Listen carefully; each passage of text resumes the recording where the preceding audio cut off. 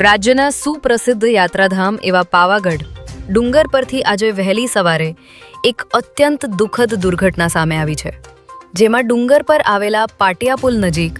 અચાનક પથ્થરો નીચે ગબડવાના કારણે કેટલાક શ્રદ્ધાળુઓ તેની નીચે દબાઈ ગયા હતા, જેમાંથી 2 યાત્રિકોના કરુણ મોત નીપજ્યા છે, જ્યારે અન્ય ઈજાગ્રસ્તોને હોસ્પિટલ ખસેડવામાં આવ્યા છે। મળતી માહિતી અનુસાર અહીં થયેલા વરસાદને કારણે પહાડ પરથી અચાનક મોટા પથ્થરો અને ભેખડ ધસી પડી હતી અને પાટિયા પુલ નજીકથી પસાર થઈ રહેલા યાત્રિકો તેની ચપેટમાં આવી ગયા હતા।